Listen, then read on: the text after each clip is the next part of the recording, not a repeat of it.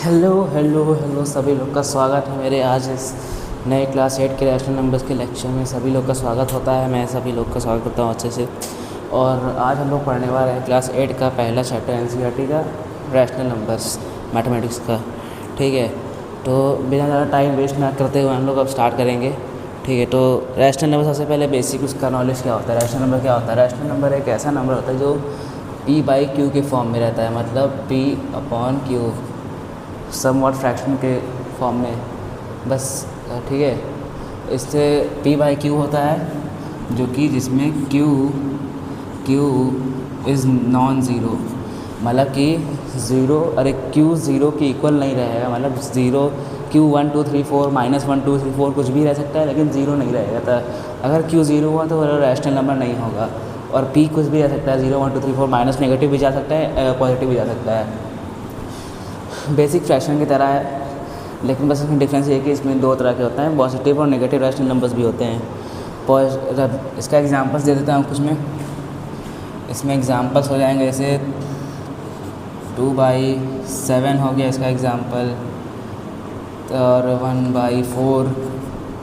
देखिए ये दोनों रैशनल नंबर है। अगर मैं लिखूँगा 3/0 तो ये रैशनल नंबर नहीं होगा, क्योंकि इसका डिनोमीटर ज़ीरो, डिनोमीटर हमेशा ज़ीरो से ज़ीरो नहीं आना चाहिए। ज़ीरो के अलावा कुछ भी नंबर हो सकता है, इंटीजर्स भी हो सकता है ना। इंटीजर तो सभी आ गया, नेगेटिव भी हो सकता है, पॉजिटिव भी हो सकता है, लेकिन ज़ीरो नहीं हो सकता है वो। ठीक है, और अब बढ़ते हैं आगे। आगे में आएगा आपका दो तरह का rational numbers, positive rational numbers, negative rational numbers. Positive negative आपको बेसिक उसका पता ही होगा। पॉजिटिव मतलब कि जैसे लिख लेते हैं पहले,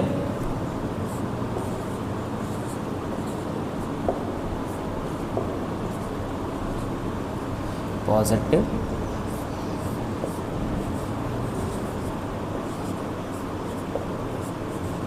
नेगेटिव।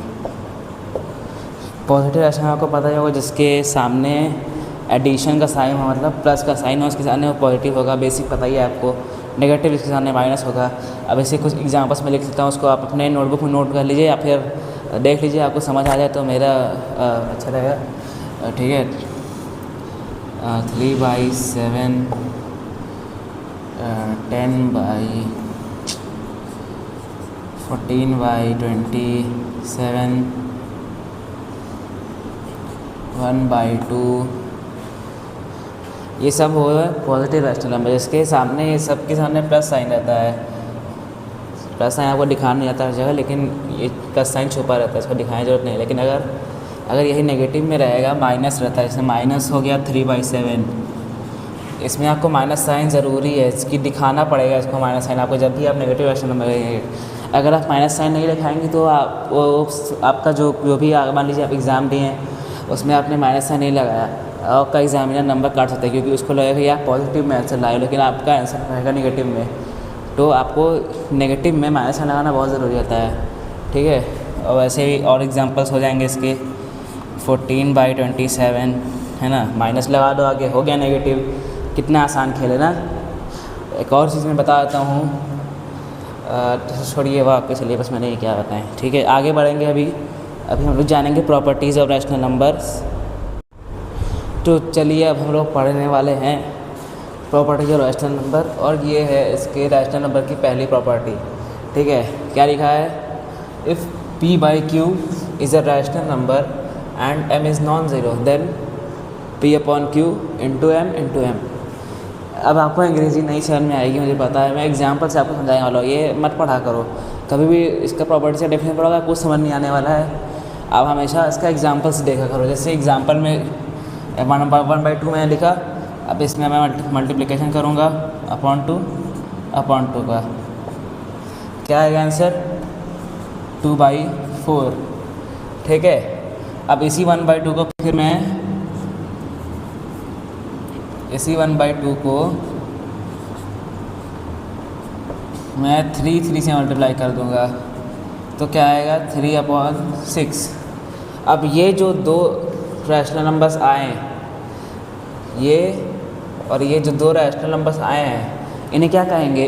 ये इसके इक्विवेलेंट है, ये इसके इक्विवेलेंट है, ये तीनों रैशनल नंबर्स। देखिए 1/2, 2/4, 3/6। ये तीनों जो रैशनल नंबर्स आए हैं मल्टीप्लिकेशन करके, इन तीनों को कहेंगे इक्विवेलेंट रैशनल नंबर्स।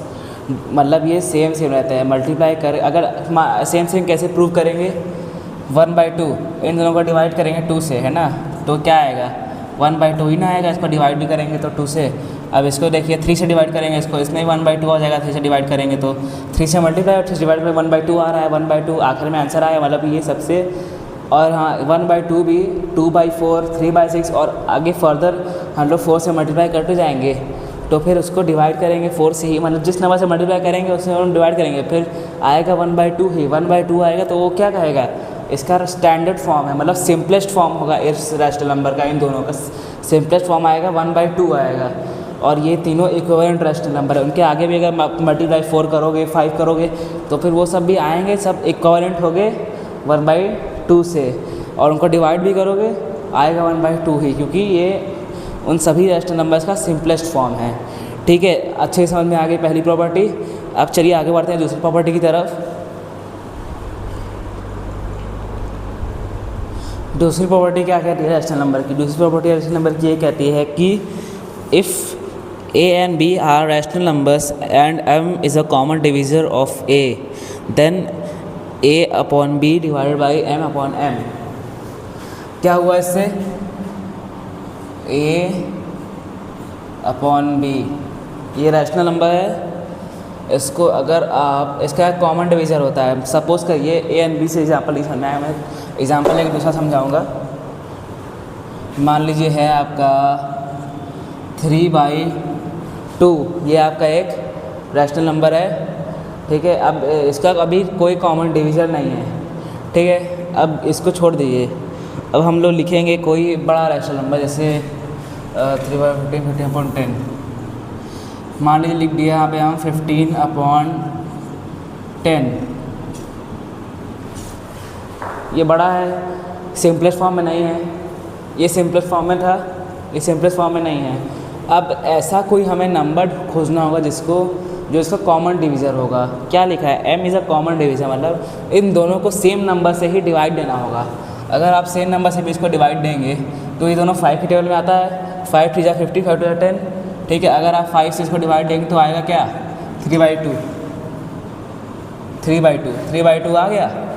देखिए ये हो गया, तो इसको क्या कहेंगे, इसको स्टैंडर्ड फॉर्म भी कहते हैं, सिंपलेस्ट फॉर्म भी कहते हैं। आप इसको फर्दर डिवाइड नहीं कर सकते हैं, अगर इसका और फर्दर डिवाइड करेंगे तो इसका आंसर डेसिमल में चल जाएगा। डेसिमल आपने क्लास 9 में शायद पढ़ा होगा, इसका आंसर डेसिमल चल जाएगा, तो ये इसलिए इसको सिंपलेस्ट फॉर्म कहते हैं, स्टैंडर्ड फॉर्म कहते हैं। अगर कोई भी आप रैशनल नंबर का मतलब वर्ड प्रॉब्लम वगैरह सॉल्व करते हैं, सिंपलेस्ट फॉर्म में लाके आंसर आपको छोड़ना चाहिए, क्योंकि सिंपलेस्ट फॉर्म से अगर फर्दर डिवाइड करेंगे तो जितना इंस्ट्रक्शन होता है उतना ही करना चाहिए हमेशा। आप उसके फर्दर दिमाग लगाएंगे ना तो नंबर कट हो सकते हैं, ठीक है। तीसरे प्रॉपर्टी की तरफ चलेंगे। अब तीसरी प्रॉपर्टी क्या कहती है, इसको पहले इरेज कर दें। तीसरी प्रॉपर्टी क्या कहती है, late a and b and c and d be two rational numbers, a b c d दो rational numbers, then a b equal to c d is equal to cross multiplication. ये दोनों हैं, इसके बीच में equal to sign लगा दीजिए। अब ए को हम लोग क्या करेंगे, ए को डी से मल्टीप्लाई कर देंगे, सी को बी से मल्टीप्लाई करेंगे। क्या आएगा इधर, A into D equal to C into B. आप लोग सोच रहे होंगे ये प्रॉपर्टी क्या है, अगर यहाँ पे बीच में इक्वल टू लगा था, इन दोनों को मल्टीप्लाई किया, ये मतलब आपको एक सिंपलर मेथड है एक चीज़ का। मतलब अगर आपको ये दोनों इक्वल ही हो गया आखिर में आके, क्योंकि इक्वल टू साइन लगा तो इक्वल ही होगा। एग्जांपल समझाता हूँ, इस मेथड को बेसिकली हम लोग क्या कहते हैं, क्रॉस मल्टीप्लिकेशन मेथड।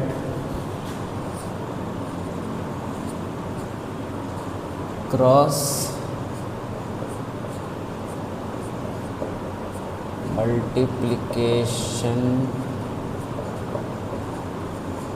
मल्टीप्लिकेशन पर देखता हूँ मैं, क्रॉस मल्टीप्लिकेशन मेथड एग्जांपल समझेंगे। मान लीजिए दो रैशनल नंबर है 3/5 इक्वल टू 2/6। दो रैशनल नंबर है कि नहीं? रैशनल नंबर है ना, दो रैशनल नंबर है कि नहीं? सच सही बोल रहा हूँ, रैशनल नंबर है दोनों, है ना, रैशनल नंबर है। अब अभी हम लोग क्या सीखे थे ऊपर, a/b, a को d से मल्टीप्लाई, c को b से मल्टीप्लाई का क्रॉस मल्टीप्लिकेशन करेंगे। 3 6 से मल्टीप्लाई हो जाएगा, 2 5 से, 3 × 6 5 × 10 आ जाएगा इधर, अरे 18, इधर आएगा 10।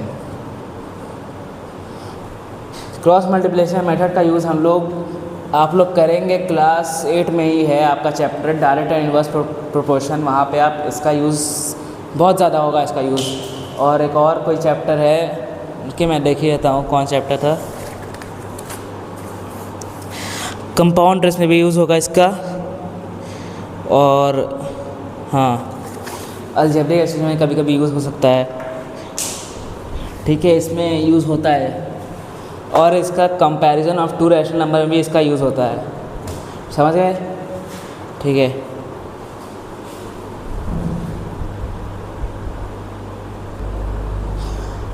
रैशनल नंबर्स की प्रॉपर्टीज़ को जानने के बाद आपका नेक्स्ट टॉपिक आता है कंपेयरिंग रैशनल नंबर्स।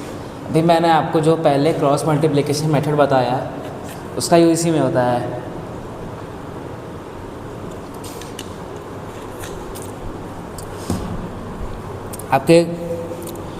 आपके किताब में कुछ अलग मेथड दिया जाता है ना, वो बहुत लंबा मेथड होता है। मतलब पहले आपको डिनोमिनेटर सेम करना होगा, फिर डिनोमिनेटर सेम होगा, जो बड़ा है उसको करना पड़ेगा, उसको मल्टीप्लिकेशन एक कॉमन रैशनल निकालना पड़ेगा, बहुत बड़ा मेथड है। मैं आपको सबसे छोटा मेथड बताने वाला हूँ, सबसे जी क्रॉस मल्टीप्लिकेशन मेथड बताएगा। ये जो बंदा आपके सामने खड़ा है ये क्रॉस मल्टीप्लिकेशन मेथड बताएगा, ठीक है।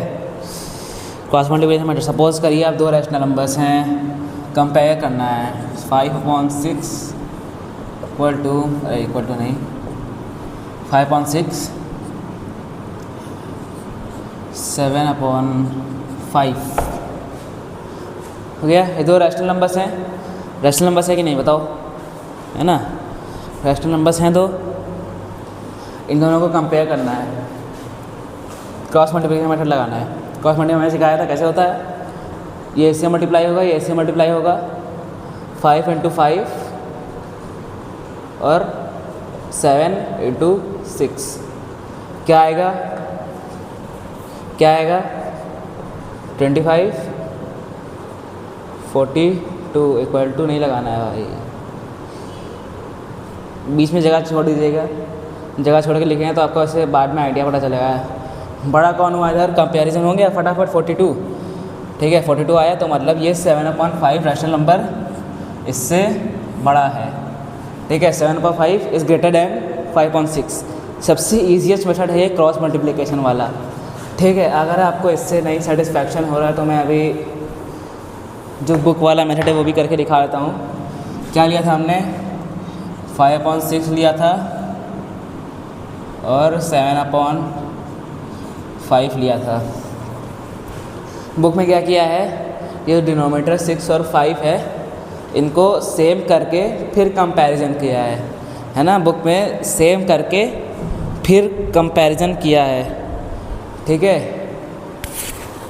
अब इनके डिनोमिनेटर्स को सेम करेंगे। सेम करने के लिए हमें कुछ ऐसा नंबर ढूंढना पड़ेगा जो कि इसके टेबल में भी आता हो, 5 के टेबल में, 6 के टेबल में आता हो, 5 के टेबल में आता हो, 6 के टेबल में आता हो, 5 के टेबल में आता हो।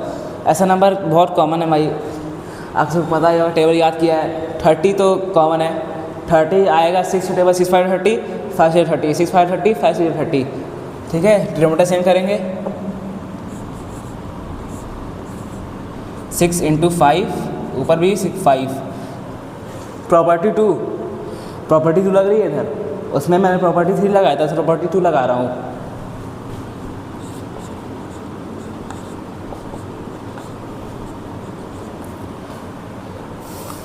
5 into 5 25 upon 30, 7 into 5 35 upon 30।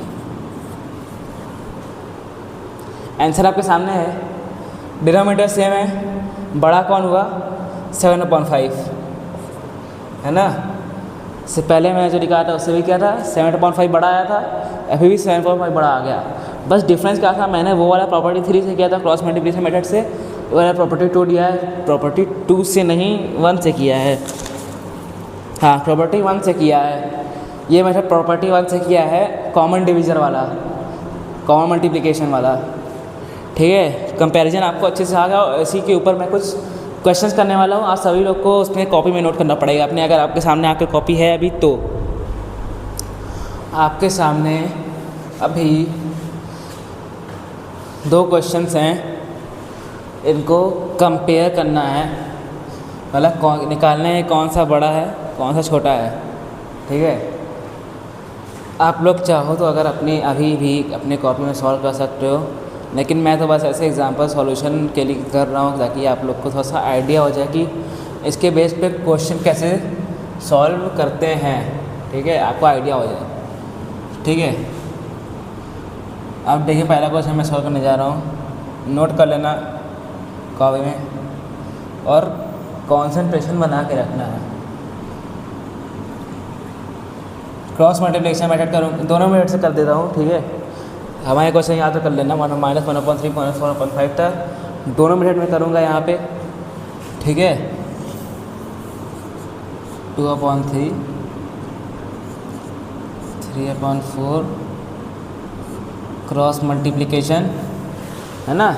2/3 3/4 cross multiplication क्या आएगा 2 इंटू 4 3 इंटू 3। सही किया मैंने। 2 इंटू 4 3 इंटू 3 टेबल क्या होता है 4 इंटू 2 होता है 8, 3 इंटू 3 होता है 9। कौन बड़ा हुआ 3/4 बड़ा हुआ, ग्रेटर देन। एक वर्ड को साइन नहीं लगाना है हमेशा के लिए, मैं लगा देता हूँ बार बार। कौन बड़ा हुआ 3/4। दूसरे मिनट से करके दिखाऊँ, मैं दूसरा मिनट करता हूँ इधर। क्या था कॉमन मल्टीप्लिकेशन वाला, ऐसा नंबर ढूंढो जो कि 3 के टेबल में आता है 4 के टेबल में आता है, शॉर्टेस्ट मतलब स्मॉलेस्ट नंबर ढूंढना। 3 4 जा 3 4 जा 12 4 3 जा 12 3 4 जा 12 4 3 जा 12।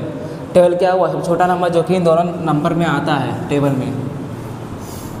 तो 2/3 इंटू 4 इंटू 4 क्या आएगा 4 इंटू 2 8 12। 3/4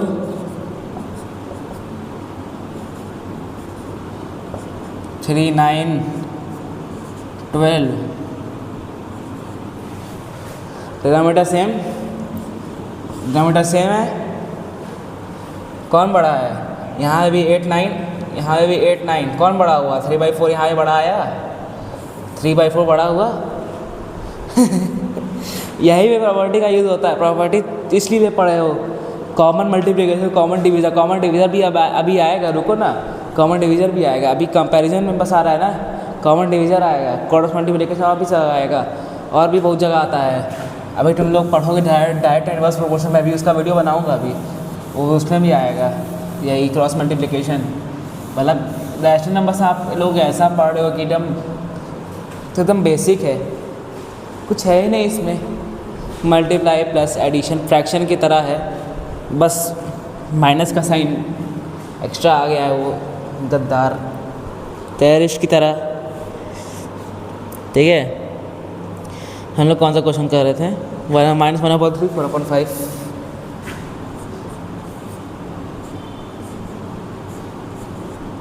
-1/3 4/-5। क्वेश्चन सभी को दिख रहा है, कैमरा चेक कर लेता हूँ। ठीक है, क्वेश्चन सभी को दिख रहा है, दिख रहा है कि नहीं, एक बार खुद से सॉल्व करो, खुद से सॉल्व करो एक बार। नहीं आ रहा है चलो मैं ही करता हूँ। लेकिन इसको सॉल्व करने से पहले हमें क्या करना पड़ेगा? ये देख रहे हो क्या है? ये देख रहे हो माइनस साइन है, इसको चेंज करोगे, चेंज करके माइनस को ऊपर लेके जाना है। कैसे चेंज करोगे? साइड में बनाओ, एक लाइन खींचो इधर ऐसे, 4/5 लिखो इंटू -1 है ना,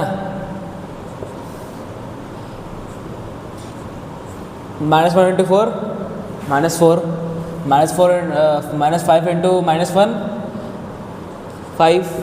कैसे?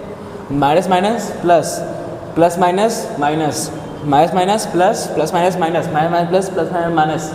पता है ना, मैं अभी इस वीडियो में दोबारा लिखा हूँ, कॉपी में लिख लेना, ठीक है। अब हो गया हमारा माइनस साइन ऊपर, -1/3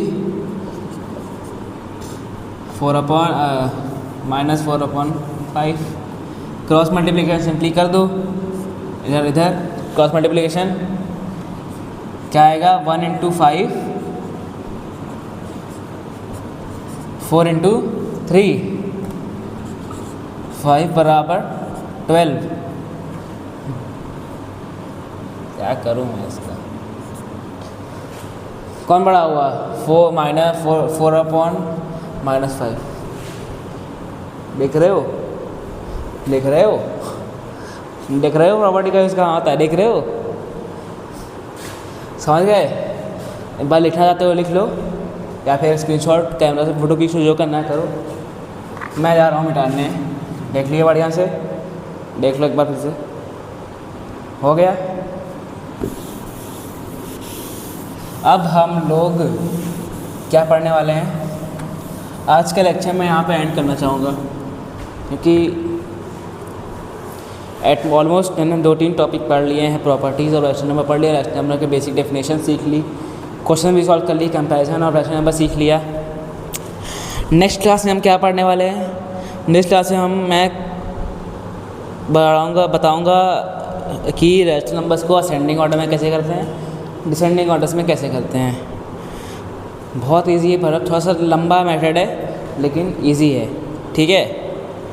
तो आज का लेक्चर मैं यहीं पे एंड करना चाहूँगा, लेकिन लेक्चर एंड करने से पहले मैं एक बहुत इंपॉर्टेंट चीज़ आपको बताने वाला हूँ। ये आपको हमेशा याद कर लेना चाहिए, या फिर कहीं लिख लो, क्योंकि ये हर क्लास में काम आएगा।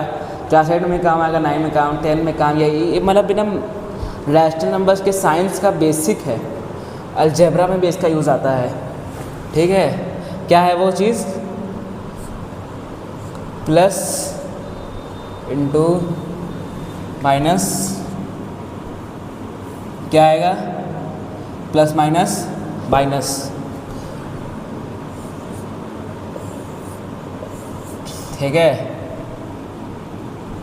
माइनस इंटू माइनस, अरे भाई जान, minus into minus plus minus into plus minus, plus plus plus,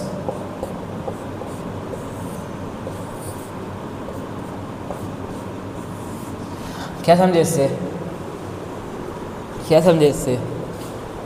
फटाफट लिख लो, फटाफट कॉपी में लिखो इसको लिख लो। ये हर जगह यूज़ आने वाला है। कोई टीचर बताते हैं इसको, लेकिन बहुत देर ही बताते हैं। मैं अभी बता दे रहा हूँ, पहले लेक्चर में रैशनल नंबर बता दे रहा हूँ कि इसको लिख लो। ये पूरे चैप्टर पूरे मैथ्स में एक काम आने वाला है। ये चीज़ ज़रूरी से नोट कर लो, ठीक है।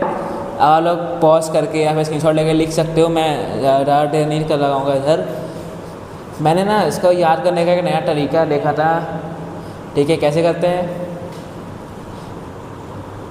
दोस्त इंटू दुश्मन, दुश्मन, दुश्मन इंटू दुश्मन, दोस्त, दुश्मन इंटू दोस्त, दुश्मन, दोस्त दोस्त दोस्त, है ना। ये मैंने इंस्टाग्राम में देखा था, उतना इफेक्टिव नहीं है। मैंने तुम्हें बता दिया, लेकिन उतना इफेक्टिव नहीं लगा मुझे, लेकिन मैंने तुम्हें बता दिया, ठीक है। अब मैं आज का लेक्चर शायद यहीं पे ख़त्म करना चाहूँगा, क्योंकि काफ़ी देर तक बढ़ा दिया। तो फाइनली मैं आज का लेक्चर यहीं पे ख़त्म करना चाहूँगा। और आपने अगर मेरा लेक्चर आखिर तक देखा हो तो मैंने काफ़ी सारे अच्छी चीज़ें बताई हैं इसमें, आपको वो चीज़ सीखने लायक होगी। और मैंने काफ़ी सारे मेथड्स भी बताए और टॉपिक्स भी पढ़ाए हैं। मैं नेक्स्ट क्लास भी जल्दी ही लेने वाला हूँ, फिर जल्दी उसकी वीडियो भी आएगी। तब तक के लिए मैं आपको बहुत बहुत शुक्रिया करता हूँ कि आपने मेरा पूरा लेक्चर देखा। और मैं ये सब चीज़ें बहुत मेहनत से करता हूँ, ठीक है। तो इसलिए मैं चाहता हूँ कि मेरे वर्क को थोड़ा सा एप्रिसिएशन मिले, और आप लोग एप्रिसिएशन देने के लिए मेरे इस वीडियो को लाइक कर देना, चैनल को सब्सक्राइब कर देना, बेल आइकन दबा देना, क्योंकि मैं और भी वीडियो डालता हूँ ताकि आपको सारा नोटिफिकेशन देता रहेगा। और मैं ना अभी इस चैनल पे मैथ्स भी पढ़ाऊँगा, फिज़िक्स भी पढ़ाने वाला हूँ, फिज़िक्स पढ़ाऊँगा और मैथ्स पढ़ाऊँगा, 2 चीज़ें पढ़ाने वाला हूँ। आप लोग प्लीज़ मेरे चैनल को सब्सक्राइब कर दीजिएगा और कमेंट कर देना कि किस क्लास का कौन सा चैप्टर, कौन सा टॉपिक तुम्हें हार्ड लग रहा है। उसके लिए मैं कुछ सॉल्यूशन लाऊंगा और तुम्हें और भी पढ़ाऊंगा, ठीक है। तब तक के लिए मैं अभी आज का लेक्चर यहीं पे ख़त्म करूँगा। तब तक के लिए मिलते हैं अगले लेक्चर में, तब तक के लिए बाय बाय।